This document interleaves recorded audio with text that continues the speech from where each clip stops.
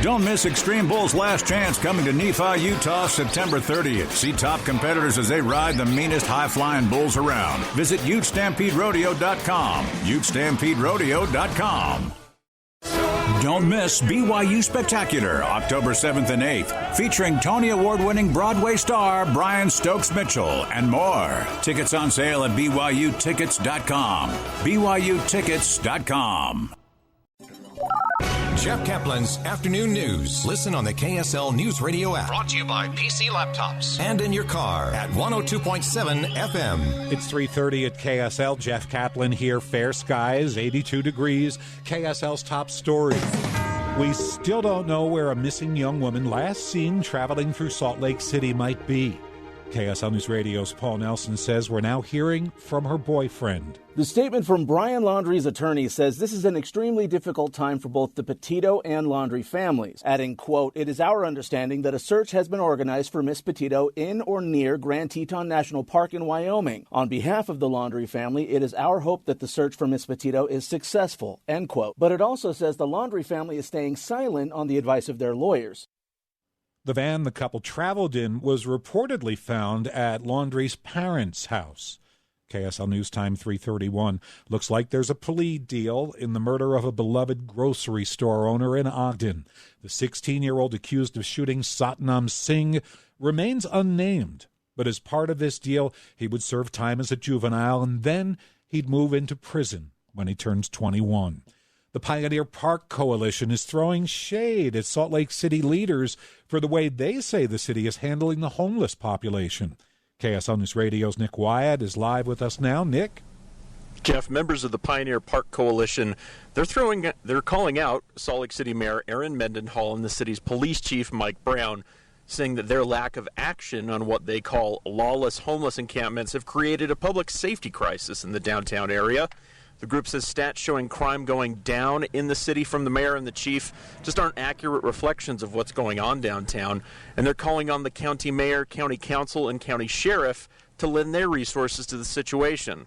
We're currently attempting to get comment from the mayor's office or the chief's. Reporting live, Nick Wyatt, KSL News Radio. Thanks, Nick. Lawmakers want to know how the president will get the rest of the Americans out of Afghanistan. Maria Chaleos is live at the KSL National News Desk. Jeff, in a news conference this afternoon on Capitol Hill, Senate Minority Leader Mitch McConnell said he couldn't imagine a more botched exit than what the world witnessed. The barbarians are back in charge, and there are still Americans there, and there are Afghan allies there. Secretary of State Antony Blinken told U.S. senators there are about 100 Americans still in Afghanistan hoping to leave the country. And we're in direct contact with this group. Some, for very understandable reasons, are changing their mind from day to day about whether or not they want to leave. Blinken says it'll take a few more weeks to determine how many Afghan allies are also left to be evacuated. Pressure is growing on the White House to agree on a smaller budget than the $3.5 trillion bill most Democrats want. The measure needs a yes vote from every Democrat in the Senate, but Senator Joe Manchin of West Virginia is standing firm on his opposition to that price tag. Deputy White House Press Secretary Karine Jean-Pierre was asked today if the president is thinking about trimming the bill. He supports $3.5 trillion, which is a bill that he proposed, a legislation that he proposed, and he's going to continue to work with Congress in making that and pushing that agenda through. Meanwhile, a compromise bill on the president's infrastructure plan is awaiting a vote in the House. And Nicholas is now a tropical storm once again. It reached hurricane status before hitting the Texas coastline overnight. It damaged homes on the coastline and caused flooding from Texas to Louisiana.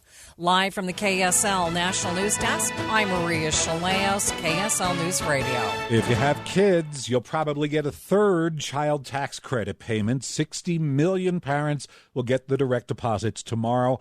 Some folks will be getting them in the mail. They'll have to wait a few days for the checks. This payment marks the halfway point in the program. The law President Biden signed only lasts through the end of the year. Salt Lake City has announced it'll continue to hold off any new development of its trail system plan today. City leaders say they're working on how to meet a growing demand for recreation and conservation, so they want to wait and think things through. New research finds that little kids lack the perceptual judgment to cross a busy road safely. That's why it's so important for drivers to obey crosswalk laws. Utah Highway Safety spokesman Jason Metman says the number of accidents involving kids is on the rise. In 2020, we had 763 crashes that involved pedestrians. 43% of those were involving people under the age of 21. The study from the University of Iowa found that 6-year-olds were struck by vehicles 8% of the time when they were trying to cross a busy street. That's 1 out of every 12 trips across. Do you know the biggest safety risk for kids, though? It's car crashes, which is why you should make sure the car seat is installed properly. KSL News Radio's Mary Richards has some new research. AAA says more than half of all car seats brought in for inspection are improperly installed or used, but only 1 in 5 parents seek expert help with this. The biggest mistakes are having it be too loose or not using the tether or moving children up to the next size too soon and out of the booster seat too soon. You can find help at AAA.com or Google a free inspection location near you. KSL News Time 3:35.